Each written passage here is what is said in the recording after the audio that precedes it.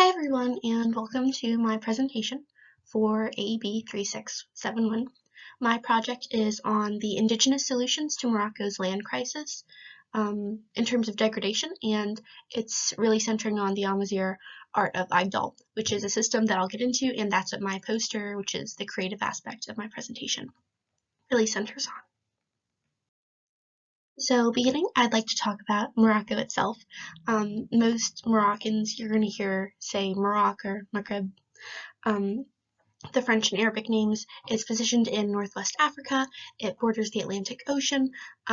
Despite being close to these water sources, though, it does have really heavily degraded lands and deserts. It's a lot of desert, obviously the Sahara, but then also it has mountains, specifically the Atlas Mountains, but most of the wealthy urban population, which is predominantly Arab as opposed to Berber, lives in northern coastal zones, not in the mountains and not really in the deserts.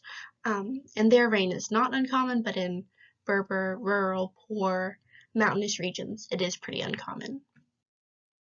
In particular, I want to talk about Morocco's agriculture. As I said, the poorest indigenous communities tend to live in the more arid regions where agriculture is harder and soil quality is really ever decreasing. I'll get into the reasons why and what we can do to fix that in a little bit. Agriculture in these rural indigenous regions is really, really important because they don't have access to industrial jobs.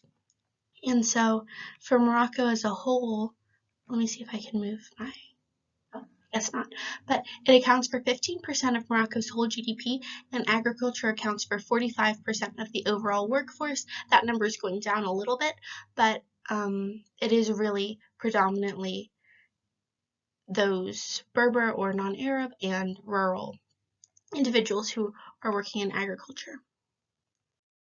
And so I guess I want to talk about a little bit of why I care and why I chose to do Morocco and the Agdal system and indigenous relations for my project. So I am Moroccan and my family runs a really tiny, pretty subsistence level farm in Amilago, and then I think I have some cousins doing it in Riche as well. These are some pictures of the landscape. This is basically the backyard, and then this is our house. And so they are affected by desertification and soil degradation as they're farming. And so something that they've implemented that is what this project is based on is the Agdal system. So I'm Amazigh, and the Agdal system is an Amazigh system, and they've had some success with that until the droughts recently. But that was a really big deal, is being able to turn productivity around. And so I guess I want to talk a little bit about Amazigh or Berber culture. A lot of Amazigh individuals prefer the term Amazigh, which means free one, as opposed to Berber, because there is a contention that Berber means barbarian, but etymologically that's not true, and different ethnic groups within the Berber community have different opinions. I've always been using the word Berber, and I feel like since the etymological explanation for like being associated with barbarians, it doesn't hold up in a real scholarly sense. I've been fine with using the term Berber, and also the term Berber feeds into a lot of the actual academic names for processes that happen to Amazigh individuals, such as Berberization. And so I want to talk a little bit about the Berber community. So they are indigenous North Africans. That means that they're separate from Arabs, and they have a really distinct ethnic, cultural, linguistic heritage. And a lot of times that was marginalized by pan-Arabists, by the effects of Islamization, obviously colonialism in Morocco, and just the dual forces of Islamization and Arabization. And so we see that a majority of the population is actually Berber in heritage. However, there's divisions and there's sort of different levels. Most people like to try and shed the Amazigh identity if they can in official situations, because it's not seen as a benefit so much as a hindrance. Because there is a perception that you are not as advanced, or you're not as Muslim, or you're not as intelligent. And so there's a division in sort of the social hierarchy and an ethnic group categorization. So you can be an Arabized Berber, you can be a Berber, or you can be an Arab, and there's obviously lots of other ethnic groups. And so Berbers, by and large, are a pretty agriculturally centered group. There is a contention in the popular imagination. We think of Berbers as being really nomadic herders, and there's a nugget of truth to that, but it is not the whole truth. Some are, a lot actually, are sedentary farmers.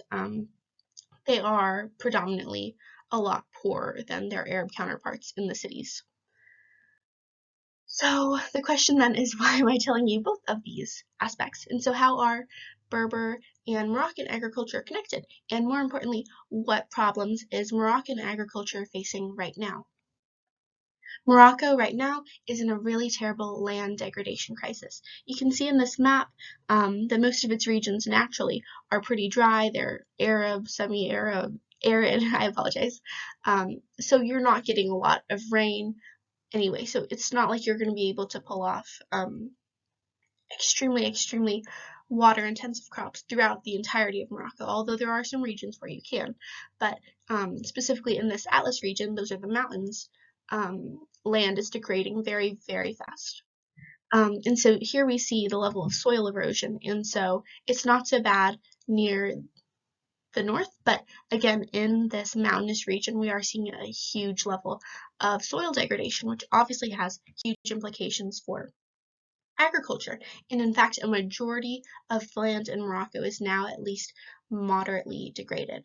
And so very little, actually, only 4% of the land in Morocco is not degraded. And so what does that mean in terms of agriculture and in terms of things that affect our everyday lives? So when land degradation takes place, it means that the land is becoming less and less productive. Erosion is sort of depleting soil fertility, and CaCO3 accumulation is reducing the availability of water to roots while also causing waterlogging. Obviously, these aren't conducive to growing a lot of crops. Soil is growing increasingly saline and it's losing its nitrates, which means that the soil is overall just very fragile.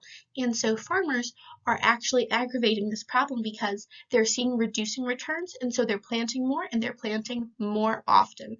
And that results in the soil depleting even faster because they're trying to make up that gap. And so ultimately, the bottom line with land degradation is that it reduces production. And so the question that I sort of referenced earlier is, why do you care about Moroccan agriculture? And we're all sort of interconnected in today's world, but it is also a very important part of the global supply chain, especially for the European Union and for the bulk of the Middle East and North Africa. It supplies a lot of grains and a lot of cereal.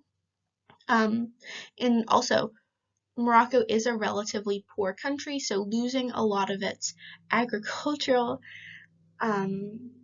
yield could lead to more and more food insecurity. There's stories, especially from several years ago. My dad grew up when droughts were so bad that he had to eat plaster off of the wall for dinner.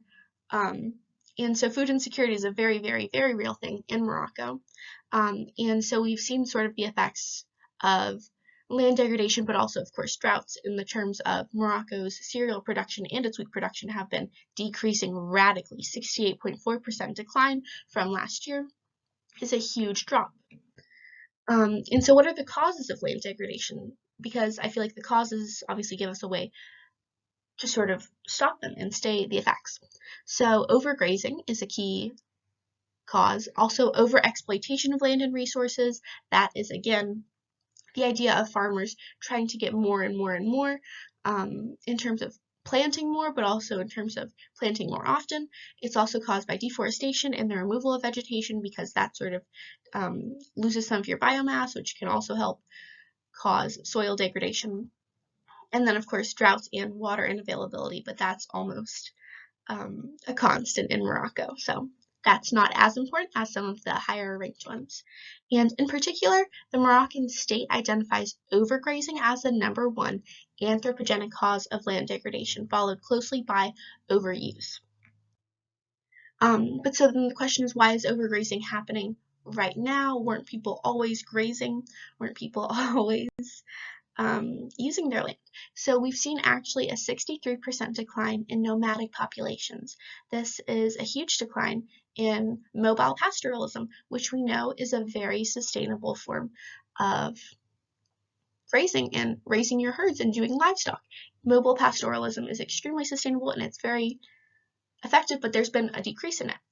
We've also seen growing population pressures. Morocco is expanding rapidly, which means that there is a higher demand for all foods, but especially for meat, especially as it is slowly climbing up the economic ladder. We've also seen in general just less transhumance. Transhumance is when you sort of circle your livestock through different grazing areas. You don't really stay in one. So we've seen a lot more farmers staying in one area and grazing their herds there as opposed to moving them around or migrating. That again goes back to the idea of mobile pastoralism.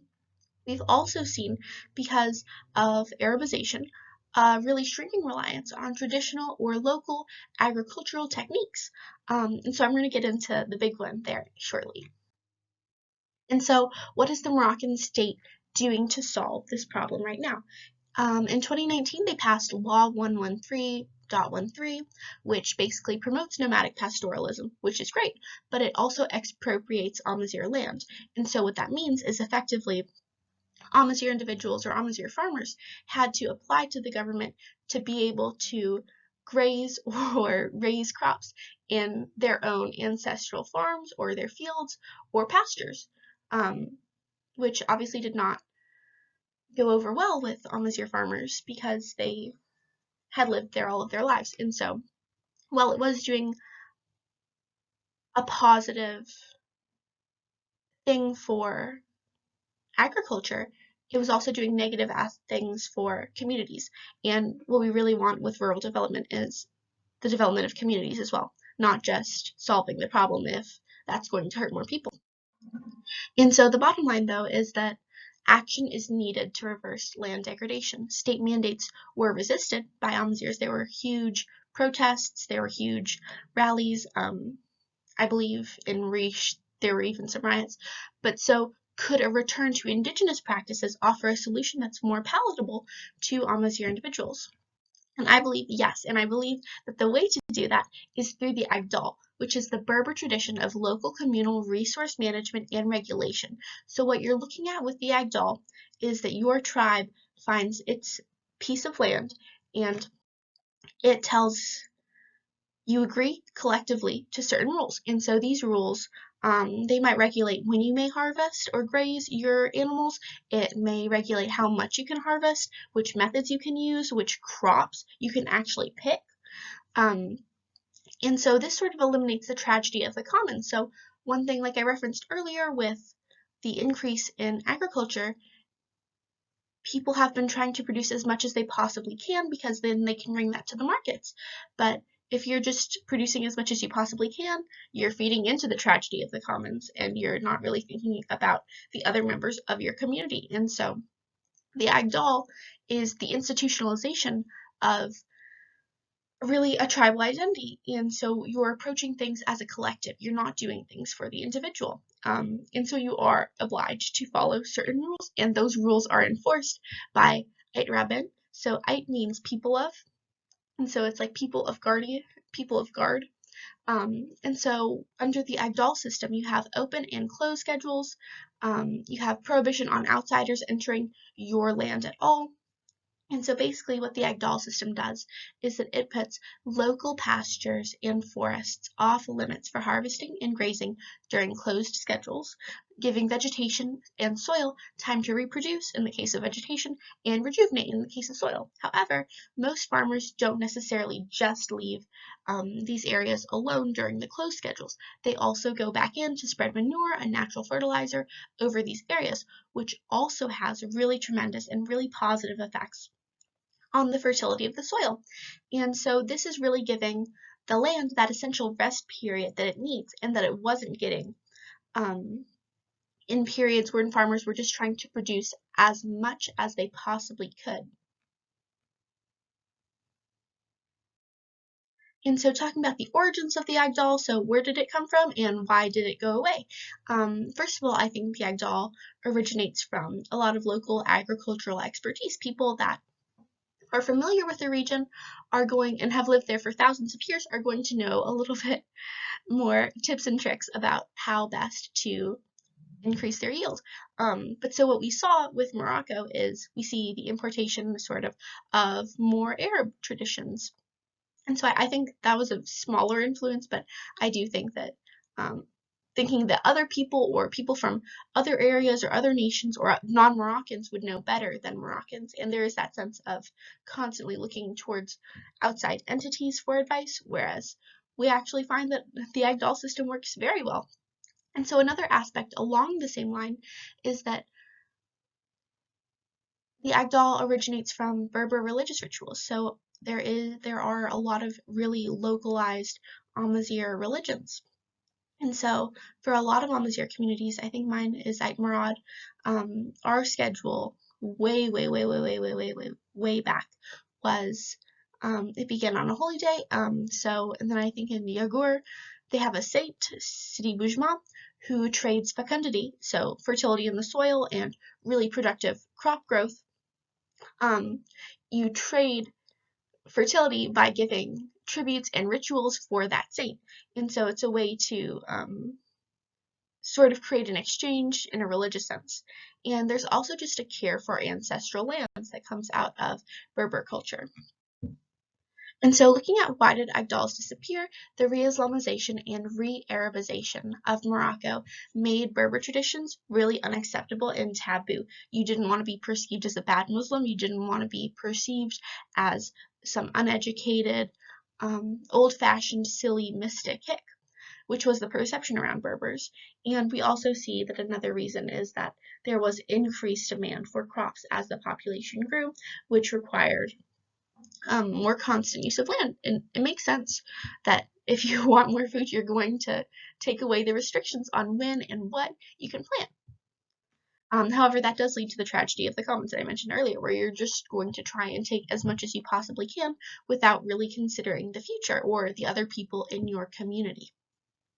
And so looking toward the benefits of the Agdal system, it gives vegetation that time to reproduce and regenerate during closed cycles, which I think is at the crux of land degradation in Morocco, is overuse. They're pushing the soil too hard, and if your goats and your sheep and your cattle are eating down your grass or your vegetation, you're not giving it time to grow back for future livestock.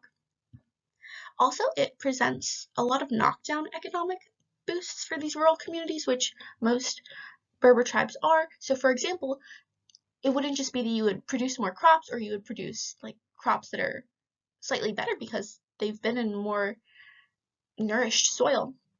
But you could also trade access to your tribe's Agdal pasture for access to another tribe's water well. And that's a really big deal because water conflicts are immense, especially in the Atlas Mountains and in more desert-adjacent communities. You could also sell access rights to other tribes for money because otherwise the Guardians really strongly enforce the prohibition on outsiders. But if someone needs crops there and they're willing to pay for it, that can be an economic boost.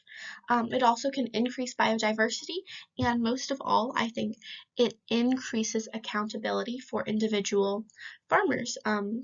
You're going to want to take care of something that you see as your communities more than if you see something just as a fixture of the Moroccan state, as just a fixture of land. If it feels like it's something that's tied to your cultural identity and to your heritage, you're going to take care of it more and you're going to be more conscious of it. I also think, in a little bit of a more anthropological sense, it will build community back because that's something we have seen as a decrease in the sense of Moroccan tribal identity. But do Agdals actually work in practice? And so there's limited research, but in my own family's experience in Amilago, they've tried it out, and except for the drought, they have seen positive returns. And also, the limited research that we do have, which is mostly taking place in forest settings as opposed to pasture settings, Agdal systems do limit overgrazing, but they also prevent the overuse of soil which can lead to better yields, and they areas that used Agdals did not see the decrease in forest coverage that non-Agdal systems use. So you can see in this graph, Agdals have a positive growth in forest coverage, whereas non-Agdal areas did not, and they in fact decreased in terms of forest coverage. And so for my creative project, I wanted to show what an Agdal might look like in practice using some mixed media techniques because I love working with felt. And so at the beginning of the closed session, when a pasture is depleted but it's growing back, and then I also wanted to show the second cycle, which is the beginning of the open session, when the land is restored and ripe for use, and people are able to enter and harvest and present their livestock with grazing ground. And so I'll show on the next couple pages some of the details that I think are important to point out. But so this is our closed system and this is our open system. Here we see the Atlas Mountains. We see the gate is closed to indicate in access, to indicate that it's basically in the closed season. We see sort of empty soil. It's all black here, and there's only very, very sparse vegetation. And that is to represent the fact that it has been used. It's been tilled, and so this is the land as it's recovering. It's not the land at its best state. But we also do see gold marks, which I chose because I think represents there's a future here, and these things are going to come back, and they're going to grow, and they're going to be lucrative. I also included just rocks, and the Atlas Mountain itself is very dry and has some vegetation, but it's very sparse. So for the open season, I included an open gate to indicate accessibility, richly colored felt instead of just the blank sparse vegetation and paper. I feel like felt really conveys a sense of like warmth and growth, and there's texture there. And so different layers and different qualities of soil and grass and vegetation. I also included wheat crops. Wheat is a huge agricultural aspect in Morocco. I included grazing livestock, including cows and sheep. And then I also included a little farmer, which is modeled after my cousin Majda, who always wears maroon. And so I had a lot of fun learning more about the system that my family uses, but I also had a lot of appreciation for Zero Identity going into this, and so I hope you enjoyed this presentation. Thank you so much.